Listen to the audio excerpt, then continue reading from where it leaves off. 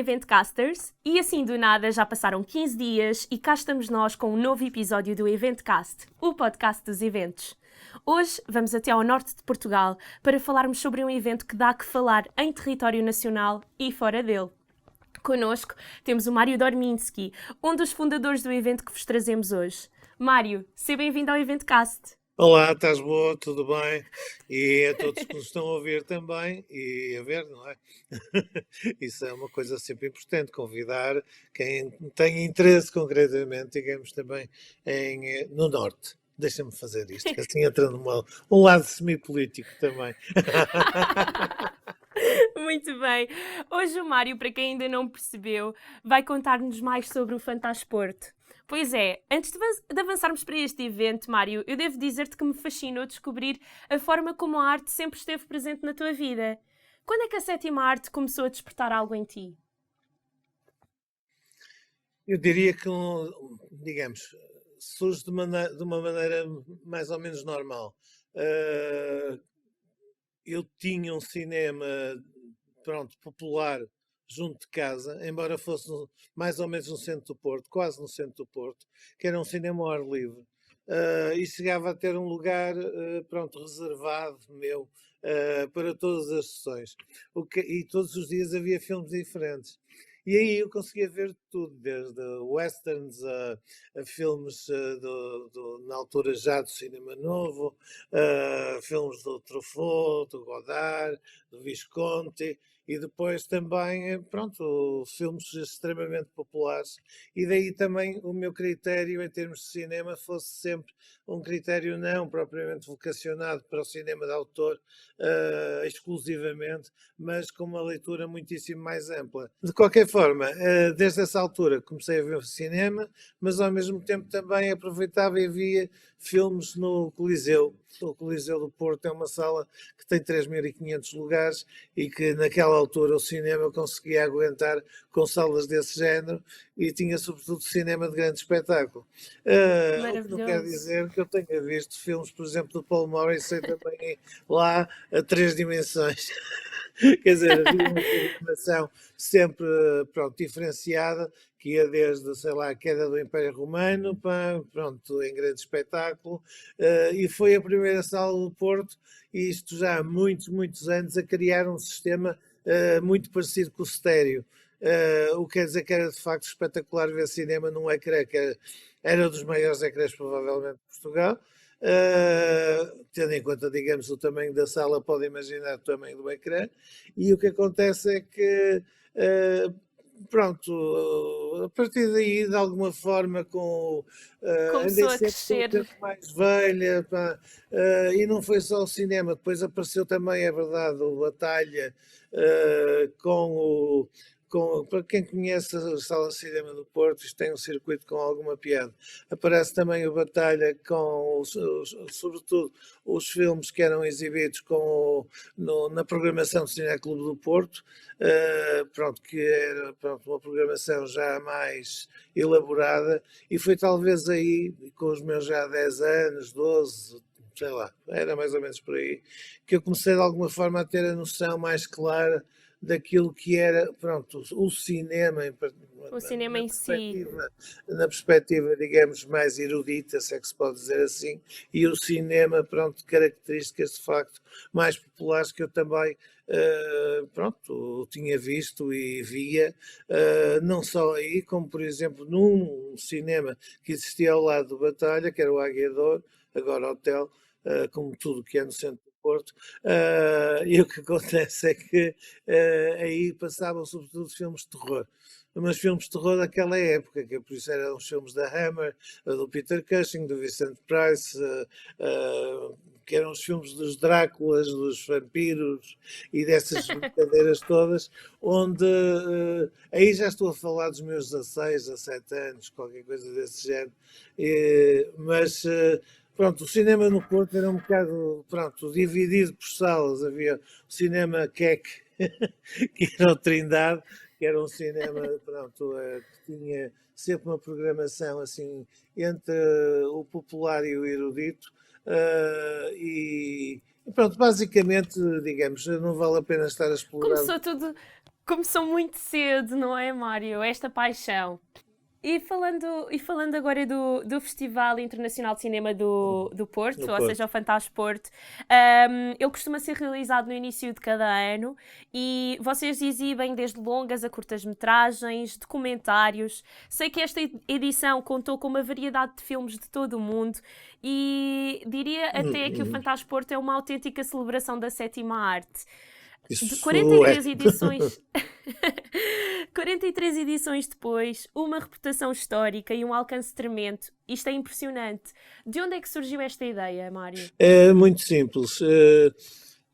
Tendo em conta, digamos, aquela lógica que já tinha dito, da perspectiva mais ou menos aberta que eu tinha em relação ao cinema, e na altura já com a minha companheira, pá, que também cofundadora do festival, a Beatriz Pacheco Pereira, o que acontece é que nós criamos uma revista que era a revista Cinema Novo. A revista Cinema Novo emergiu em 1978 e foi uma revista que saiu bimestralmente, por isso que era 2 meses, durante cerca de 15 anos.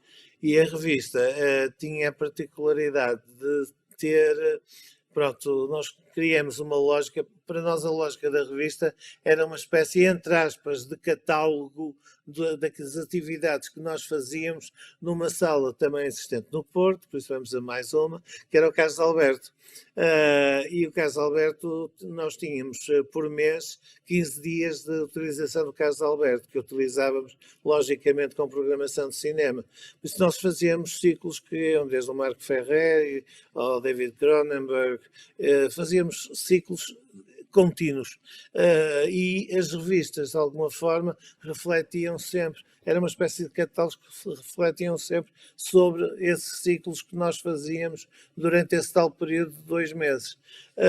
Nesse aspecto, pronto, digamos, nós fomos, de vez em quando fazíamos uma coisa como era um ciclo de cinema policial ou o ciclo de cinema noir, pronto, que basicamente francês, que é o cinema negro.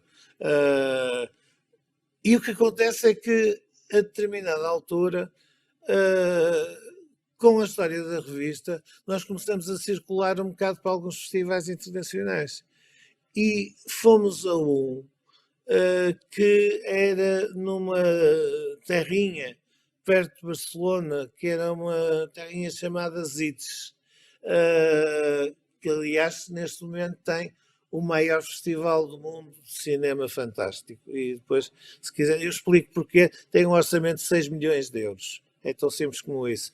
E traz estrelas de todo o mundo. Já agora, essa é a grande diferença entre esse festival e o nosso. É a história de nós não trazermos anualmente grandes nomes de cinema. Trazemos, pronto, nós normalmente trazemos nomes de cinema, muitos deles importantes, passaram por cá, mas voltando ao início,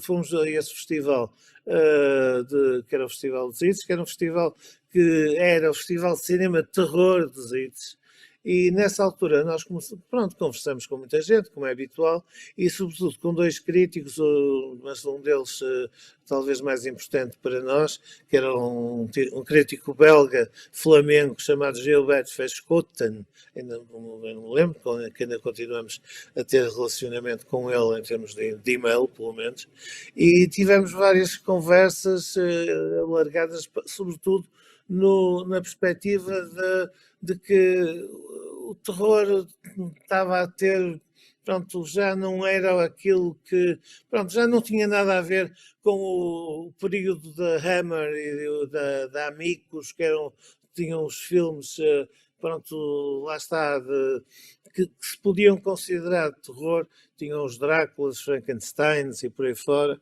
e naquela altura já o terror já não tinha grande impacto. Naquela altura estamos a falar dos anos 70, final dos anos 70.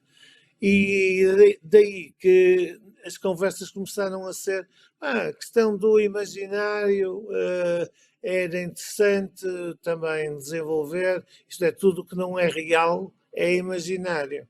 e a partir daí surgiu também o nome de Fantástico, que de alguma forma já era utilizado em algumas circunstâncias para definir um determinado filme que era exibido nas salas, mas não existiam festivais de cinema fantástico, existia festivais de cinema de terror, que era o de Alvorreás, sobretudo, que era também na altura talvez o mais importante de todos. Entretanto, o que acontece é que, no meu ponto de vista, começou-se a pensar, no meu e da Beatriz também, começou-se a pensar que era interessante fazer um ciclo, no caso de Alberto, de cinema fantástico. E o que acontece é que esse ciclo foi aquilo que nós depois que veio, quer dizer, nós, de uma forma mais ou menos estranha, nós organizamos, como tínhamos vindo de um festival de cinema fantástico, então de cinema de horror, nós organizamos uma coisa parecida com o festival. E essa coisa parecida com o festival, surgiu o nome Fantasporto, depois de existir um nome inicial que era o Fantasticon e coisas desse género, estranhíssimas. Mas o Fantasporto surgiu de uma forma normal, porque nós, ao enviarmos cartas e coisas do género, punhamos referência Fantas e depois era Porto, tanto tal, não é? Com a data. Que giro. Até que ele começou a linkar Fantasporto e a coisa funcionou. E logo no primeiro ano, que não foi um ano com uma programação, de filmes novos, foi chamar a atenção para filmes importantes da área do fantástico que já existiam e tinham sido feitos. E então criamos um evento dentro daquela lógica de ciclos e de utilização dos tais 15 dias do caso de Alberto. Foi um evento de 15 dias com 3 filmes diferentes por dia, com uma retrospectiva dedicada ao cinema português fantástico e, de alguma forma, demos-lhe um toque precisamente de festival, em que havia cadernetas de bilhetes mais baratas e, no fundo, aquilo era um festival de cinema disfarçado e de filmes que não eram propriamente filmes que eu diria muito recentes, mas a maior parte eram recentes, mas lá está, a ideia no fundo foi dar uma amostra daquilo que era o cinema nesta tal perspectiva do imaginário e não de terror. Muito embora tenham passado também filmes de terror, como os Shivers, por exemplo, do Cronenberg e outros, que já tinham sido de facto feitos e que tinham sido até premiados no tal Festival de Alvorreás. Nessa mostra esteve presente um senhor que é uma espécie de pai de uma segunda geração do cinema no Porto, que era o Henrique Alves Costa, que nos disse a determinada altura, porque as salas estiveram cheias nas 3 sessões do dia, que era uma coisa impressionante, que a sala tinha 650 lugares e estava sempre esgotada, que era uma coisa que de facto era inédito mesmo para nós, muito embora nos outros ciclos também existisse muita gente, mas ali, de facto, como houve uma promoção grande em termos de comunicação social e houve uma coisa fantástica, no sentido positivo e negativo, isto é, porque marcou o festival para sempre, que foi uma primeira página do Correio da Manhã, que dizia naquelas letras habituais do Correio da Manhã: sangue corre nas ruas do Porto. O que quer dizer que ficou o Fantasporto com uma marca muito grande, mas ao mesmo tempo isto quer dizer que o Fantas, logo de origem, teve um impacto mediático muito grande. A nível da comunicação social e sobretudo a nível dos jornais. E, Mário, quais é que foram assim as mudanças, digamos que mais drásticas, entre, lá está, esta primeira edição e agora 45 anos depois de Fantasporto? Houve muitas passagens, houve, assim para ser rápido, no início da década de 90, isto é, no final da década de 80. Desculpa, isso é asneirada. Nós começamos a sentir que o cinema fantástico e o cinema de terror, se é que se pode dizer assim, os thrillers e tudo. O que acontece é que já não é o que era, já se estava a repetir, já se ia no Halloween 3, 4, no Critters 3, 4, pronto, havia pronto, sequelas e sequelas de filmes que tinham sido feitos, isto é, já não havia criatividade, as coisas estavam, pronto, a qualidade estava-se a perder, muito embora o êxito no Fantas continuava a ser grande.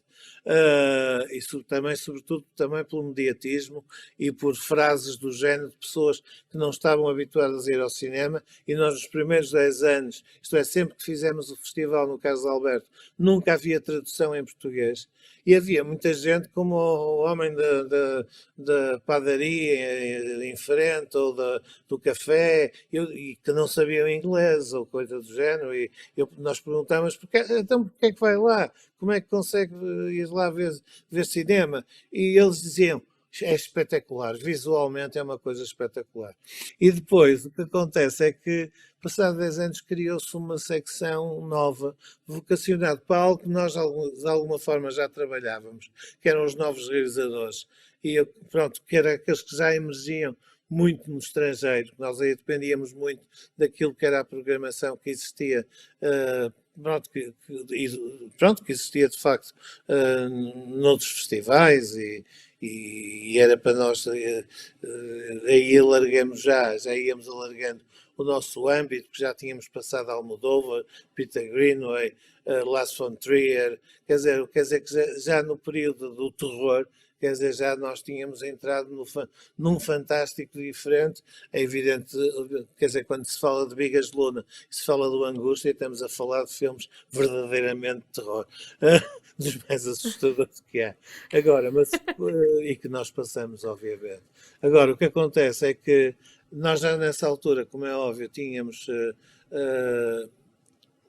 pronto, essa lógica de que era importante mudar o festival em qualquer coisa, e depois também havia uma outra situação. Estávamos a sair do Carlos Alberto para ir para uma nova sala, porque Carlos Alberto foi comprado na altura, não foi bem comprado, foi entre o alugado e comprado pelo Ministério da Cultura, e como tal nós fomos para o Rivoli, que na altura era já também alugado pela Câmara Municipal do Porto.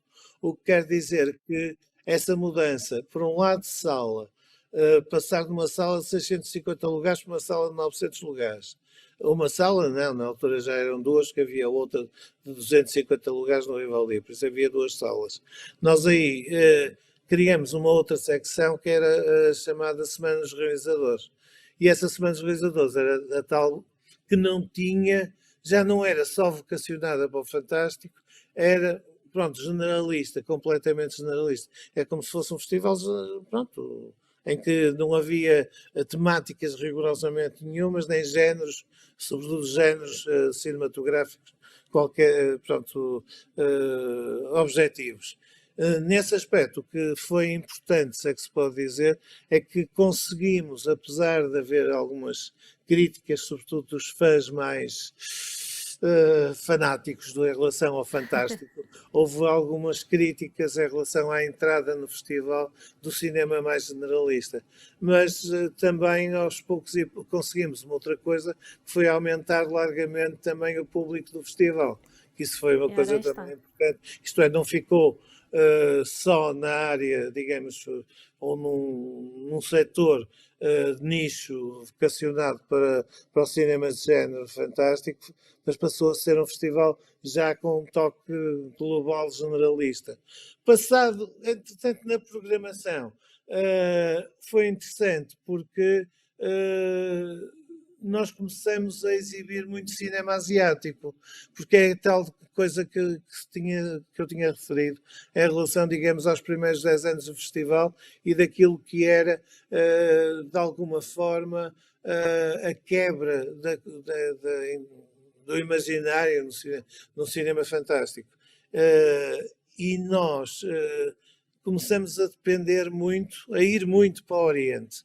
E começamos a exibir muito cinema, sobretudo do Japão e pronto, Coreia do Sul, basicamente, eram esses dois países que aguentavam o cinema, digamos, asiático que vinha ao Fantasporto. A determinada altura começamos a reparar, o que é reparar é uma forma de dizer, a ver que nas seleções oficiais, quer da Semana dos Realizadores, quer na secção oficial de cinema fantástico, havia uma percentagem muito alta, isto é, 30% a 40%, se é que se pode dizer, de filmes asiáticos. E dissemos, porque é que não fazemos uma secção vocacionada para o cinema asiático? E então surge uma terceira secção, essa vocacionada também, como é óbvio, pelo que disse, para o cinema asiático, chamada Oriente Express. Mais uma forma de alargar o âmbito do festival, ir buscar mais público que era fã já do cinema oriental e trabalhar muito também anime, por isso o cinema de animação, o cinema de animação japonês, que pronto, esteve e está ainda sempre ligado, digamos, ao festival, como um elemento forte de complemento daquilo que é a programação global do Fantasporto. Como é que se chegou, digamos, até à posição de ser um festival que tem inscrições de 70 países por ano, dos 200 que existem, quer dizer, tem 70, é significativo, é um terço. Muito. E como é que é possível, de facto, fazer um festival que tenha na programação, depois da seleção feita, 30 filmes, ou melhor, filmes de 30 países diferentes. E que são êxitos nos próprios países, que é uma coisa que é significativa, são grandes êxitos nos próprios países e nas regiões onde são feitas. Tem a ver com a exibição mais ou menos continuada do cinema dessas regiões do mundo. E o que acontece nesse aspecto é que nós conseguimos, com isso, aos poucos e poucos, sermos não um festival, pronto, com um orçamento gigantesco, como era o Festival de Zites, e como é um outro festival em Bruxelas. Nós os três, dentro daquilo que são cerca de 270 festivais de cinema fantástico que estão registados, se é que se pode dizer assim, nós os três somos considerados os maiores festivais de cinema do mundo. Isto em todo o mundo. Quer dizer, não é Mário, um jornal, é em todo o mundo, somos considerados de facto um dos grandes festivais.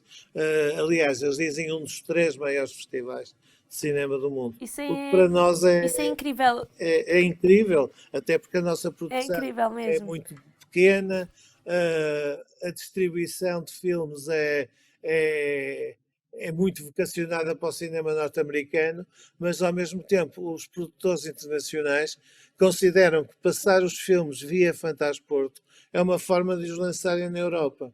E isso é uma coisa importante porque até as multinacionais, por exemplo, já com filmes do Peter Boyle e tudo, nós conseguimos pronto, ter cá lançamentos mundiais desses filmes, e a partir daí o que acontece é que nós temos uma percentagem, pronto, varia de ano para ano, mas sei lá, já tivemos, por exemplo, há 4 anos, nós tivemos cerca de 40 e tal por cento de filmes em antestreia mundial, o que é uma coisa absolutamente notável para um festival num país como Portugal.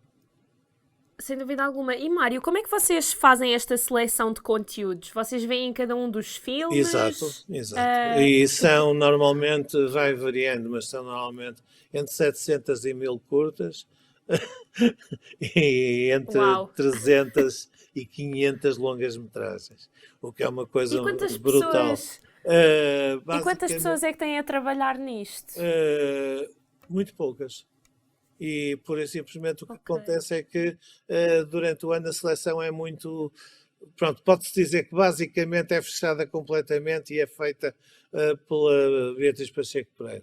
Ela é a grande responsável pela seleção e depois eu dou um jeitinho também a determinada altura, sobretudo para aquilo que depois é também a colocação de filmes para existir uma relação mais direta com os públicos, que é outro aspecto também importante, que ao longo dos anos as gerações são diferentes e os públicos são completamente diferentes. Esta geração, por exemplo, e metade da anterior, da terceira, se é que se pode dizer, terceira e quarta geração, é a geração já do streaming, é a geração dos videojogos, é a geração de ver filmes em casa, é a geração de se meter em casa, é a geração que eu agora chamo da pandemia. Isto é, são aquelas pessoas que já não vão à sala de cinema, que já não vão à sala de cinema, e mesmo sendo um festival ou sendo algo desse género, é muito mais difícil levá-los a esse tipo de eventos, muito embora nós não tínhamos razão de queixa, embora tenha havido uma quebra grande nos últimos 7, 8 anos, que foi quando essa situação começou a ser muito mais clara e grave em termos daquilo que é a exibição de cinema em Portugal. O que acontece, pronto, é que essa quebra de espectadores levou-nos a reduzir de alguma forma e concentrar os espectadores de várias salas em duas salas, que eram na altura o Cinema Rivoli, que tinha essas tais duas salas que eu referi e que nós vínhamos fazendo o festival. Muito embora chegássemos às vezes a utilizar 10 salas no Grande Porto para a exibição de filmes do Fantástico Porto em simultâneo. E, por exemplo, este ano... Nós, no último ano, isto é, no último ano do festival, que foi este ano já, nós mudamos de sala. Quer dizer, a terceira vez. Foi no Batalha, correto? Fomos para a Batalha, que foi entretanto renovado pela Câmara do Porto e que, pronto, sendo um centro de cinema, se é que se pode dizer assim, aliás pode, porque aquilo chama-se Centro de Cinema, a Batalha Centro de Cinema, tinha toda a lógica nós mudarmos para a Batalha. Como tem havido também uma ligeira quebra ou uma sensível quebra de espectadores, tirando, pronto, algumas sessões, nós conseguimos encher a sala do Batalha porque as salas são mais pequenas, isto é, uma tem 400 e poucos lugares, outra tem 150 lugares, qualquer coisa desse género. E conseguimos encher as salas e, ao mesmo tempo, temos também uma programação mais, como é que eu ia dizer, mais... segmentada ao longo dos dias? Não, mais cinéfila, talvez. Não é cinéfilo. Cinéfilo tem sido o festival sempre. Agora, se calhar mais cuidada, se é que se pode dizer assim. Não entrar em maluqueiras tipo tromas, tipo, digamos, filmes trash, seja aquilo que muita gente chama filme trash, e série B, quer dizer, nós temos muito menos, aliás, quase que não temos, a não ser que seja anunciado, seja preparado a nível de ação social e fazer um trabalho bom sobre, pronto, um ciclo de cinema trash, pronto, um ciclo de maus filmes, mas que contém em si próprio cinema, que é uma coisa, isso é algo que é importante. É quando se fala de cinema trash, tem que ser também bom cinema, embora os filmes sejam maus. Isso é uma coisa, pode parecer uma coisa mais... É uma dualidade estranha. E estamos a fazer basicamente retrospectivas, mas é de cinematografias, que é uma coisa que, pronto, é a solução final. E depois é o mais recente cinema húngaro, a história do cinema húngaro, a mais recente cinema das Filipinas, ou então o cinema das Filipinas do produtor X, ou o cinema do realizador X sei lá, da Coreia do Sul, e nesse aspecto, a partir daí, pronto, nós chegamos digamos, a um ponto em que há de facto alguma dificuldade em fazer ciclos que sejam assim extremamente atrativos imediatamente a nível, digamos, de público, como, sei lá, o caso dos Monty Python, e ciclos de, pronto, que as pessoas de alguma forma já estejam mais... queiram ver os filmes, sobretudo mais alerta, exatamente. Exato, e queiram ver os filmes tenham maior interesse. Grande. Coisa que nós também fizemos. Mário. Desculpa lá, eu sei que sem problema, sem problema. Mas disseste que falavas muito, eu falo mais. Agora, há mais uma coisa. Nós, por causa disso, dos filmes que as pessoas querem ver em ecrã grande, Nós pegamos e, dentro daquilo que nós consideramos filmes de culto e filmes clássicos, fizemos uma coisa muito simples. É criar uma secção chamada Fantasy Classics. E aí nós exibimos um conjunto de filmes extremamente importantes da história do cinema e que, de alguma forma, permitem uma situação que é o público mais jovem poder ver cinema que não tinha visto na sala grande, e isso é uma coisa que tem sido extremamente bem recebida pela parte do público. Calei. Maravilhoso. E Mário, falavas aqui das dificuldades que é, pronto, fazer esta seleção. O que é que tu dirias que são os desafios logísticos da concretização deste festival que são assim mais perclitantes? Nós tivemos há uns anos que, pronto, com a mudança do cinema, como é que eu ia dizer? Com a mudança do cinema analógico para o cinema digital, tudo aquilo que era mercado mudou completamente a nível de cinema. Já tinha havido uma quebra de público. E há uns 7, 8 anos sentiu-se uma coisa que é o mercado desapareceu. Isto é, ficou concentrado basicamente num grande potentado, pronto, a nível do audiovisual em Portugal, quer a nível de distribuição, quer a nível, digamos, da exibição, e a exibição começou a ser limitada, porque ele, de alguma forma, digamos, esse grande distribuidor pronto, tomava conta das suas próprias salas, e são as salas praticamente todas existentes em Portugal, e o que acontece é que não deixou margem para os pequenos distribuidores, coisa que nós vínhamos fazendo também, que era comprar filmes e distribuí-los. Filmes normalmente que passavam no Fantasporto e que tinham feito o êxito no Fantasporto. Para além disso, logicamente, lançávamos na altura, começamos pelos VHS, depois começamos a lançar DVDs, depois começamos a vender DVDs com jornais, depois, pronto, quer dizer, havia exibição de filmes em vários pontos do país, porque os filmes eram nossos, e de distribuição, pronto, da Cinema Novo fazíamos 40, 50 ciclos pronto, do Algarve ao Minho, e o que acontece é que também vendíamos filmes às televisões. O que, pronto, digamos, essa área desapareceu completamente. Quer dizer, não havia hipótese de fazer nada. As televisões só passam filmes de multinacionais, exceto a RTP2, e a partir daí foi extremamente complicado pronto, poder desenvolver esse tipo de atividade.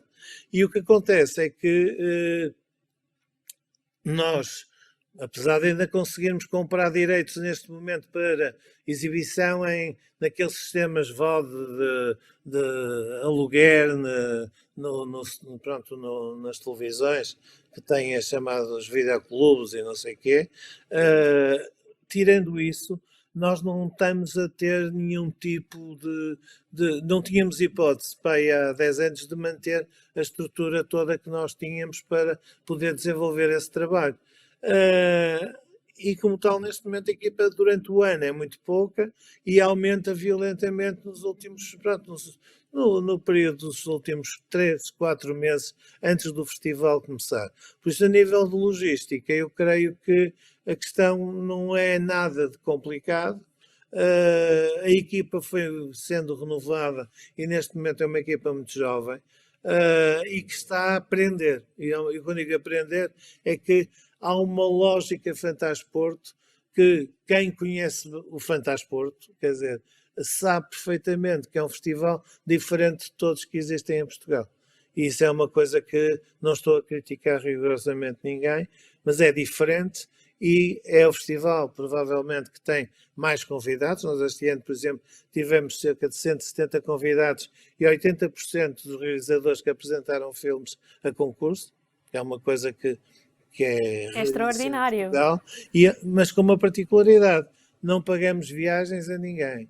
Não pagamos digamos, pagamos só 3. São eles próprios que são os interessados, não é verdade?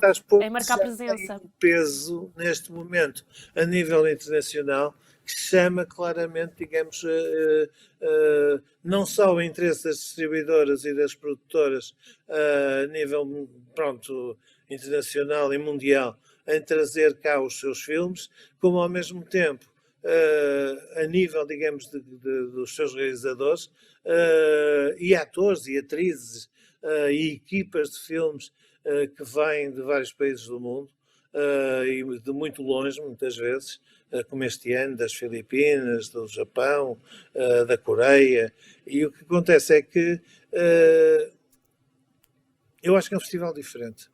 Acho não, e E é conheço os outros. mesmo. É um festival diferente que merece ser conhecido e que, pronto, aliás, não é por acaso que nós temos uma percentagem, não sei exatamente porque, digamos, não temos feito inquéritos nos últimos anos, mas há uma percentagem muito grande de cinéfilos galegos e, por exemplo, lisboetas e do Algarve, que todos os anos vêm ao Fantasporto. E nós sabemos isso porque temos uma área chamada de participantes, e esses participantes são pessoas que pronto, aparecem todos os anos e não são do Porto. São precisamente da Que Galiza bom. e das outras áreas que eu referi. Olha, Mário, infelizmente já chegámos ao fim e eu tenho uma última questão para te colocar, aqui mais direcionada para quem nos ouve. Nós temos muitos estudantes do outro lado que precisam não só de ideias para os seus trabalhos de investigação, mas também trazer à baila novos temas para poderem discutir e debater entre si. O que é que tu achas que era assim mesmo importante de se estudar a fundo sobre o Fantasporto? Ora bem, só um outro toque. Uma das outras vertentes e outra área de competição de festival é precisamente o cinema português. Há o prémio de cinema português que é dado anualmente pelo Fantasporto e há um prémio do cinema feito nas escolas. E ao mesmo tempo faz-se um trabalho todos os anos de talks, isto é, de conferências, debates, workshops, dedicado precisamente às escolas de cinema.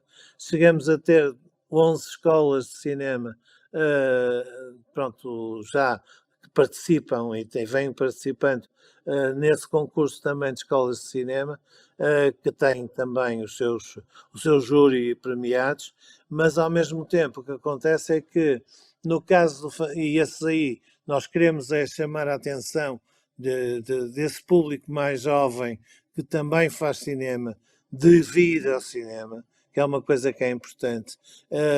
E o que acontece é que o que eu creio que pode ser interessante no Fantasporto são questões que eu levantei.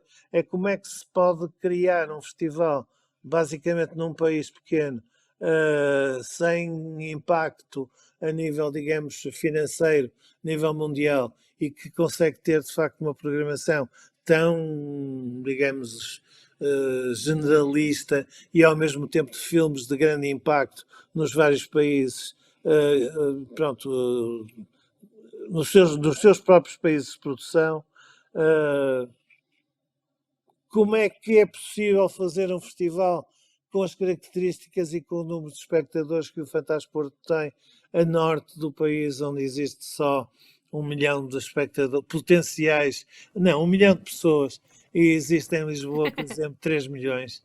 Quer dizer, são aspectos que são, Verdade. apesar de tudo, interessantes de analisar. Como é que é possível determinado tipo de coisas acontecerem? A questão da comunicação é fundamental. Há várias gerações de jornalistas. Nós começamos num período em que não havia escolas de jornalismo.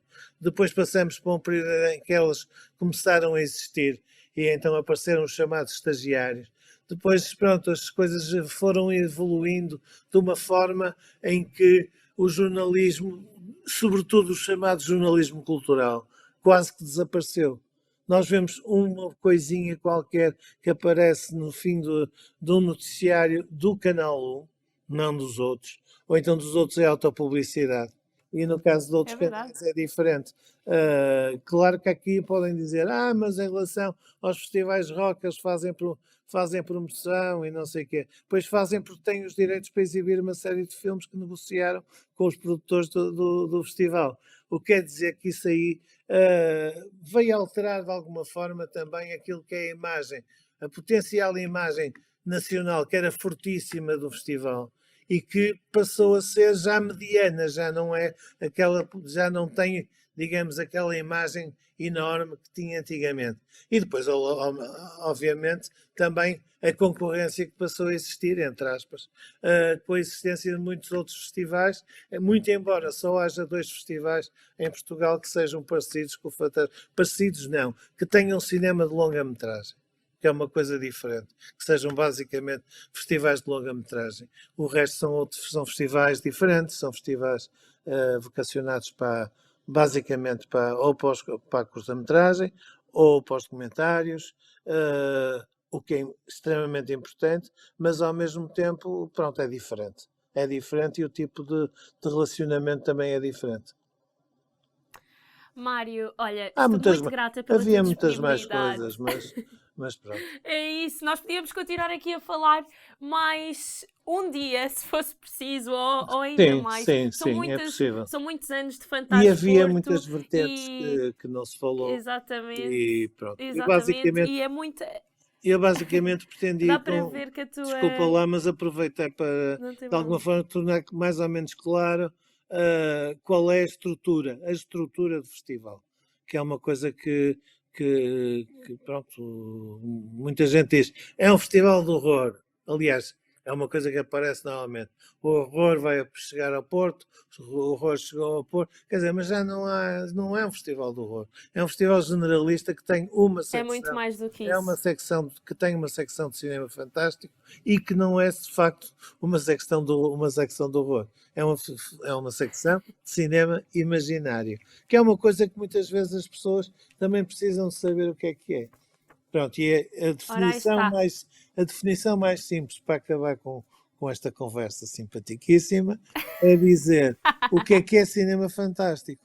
Cinema fantástico é todo o cinema que não é realista. O que quer dizer que um thriller é realista, mas sei lá, algo que já não vou falar de super-heróis, que obviamente são todos pronto, fantásticos, entre aspas, mas digamos, uma pessoa que esteja a escrever um livro e que o esteja a imaginar, e nós estamos a visualizar as ideias que estão, estou-me a lembrar do Providence, do Alain Resnais, é um filme fantástico. O que quer dizer que o fantástico vai desde aí até opa, o Blade Runner, pá, até sei lá, qualquer filme de ficção científica pronto, brutal que se faça atualmente, digamos, dentro d'água, fora d'água. Isto é, estou a falar do Avatar. Muito bom. Olha, Mário, ainda bem que terminamos assim com esta pequena explicação, até porque eu acho que muitas pessoas não têm noção, efetivamente, dos diferentes tipos ou géneros de filmes e das noções que estão por detrás delas. Obrigada por levantares assim um pouco o véu sobre aquilo que é o Fantasporto. Espero que muitas das pessoas que estão do outro lado a ouvir-nos tenham ganho a vontade agora de experienciar aquilo que está e que só Isso é pode ser importante, vivido é no importante. Porto convosco. E olha, que venham mais 43 edições do Fantasporto e um contínuo sucesso por este mundo Andar de fora. bengala. Obrigada. É mesmo, é Se mesmo. formos nós, se Obrigada. formos nós. O que é importante e gostaria sempre de fazer é que a parte que me cabe, se é que se pode dizer assim também no festival, que é toda a parte de coordenação, isso obviamente dá-me gozo e é uma coisa que é uma coisa que é fundamental para que o festival funcione, é dar gozo às pessoas. Isso é uma coisa que é Verdade. fundamental. E essa paixão que o Mário tem é inigualável. Malta, aí desse lado, muito obrigada por continuarem aí. Vão seguir o Mário no LinkedIn, porque ele tem umas publicações muito giras sobre o E Fantasporto. também, mais giro, se calhar, são as coisas que estão a meter no Facebook, que aí tem um trabalho diferente. E aí há trabalho mesmo, mas pronto, É diferente, é A diferente. equipa de comunicação. Pronto, então vão seguir, já sabem, e até daqui a 15 dias, malta, com um novo episódio deste que é o podcast dos eventos. Um grande beijinho! Beijinho, obrigado.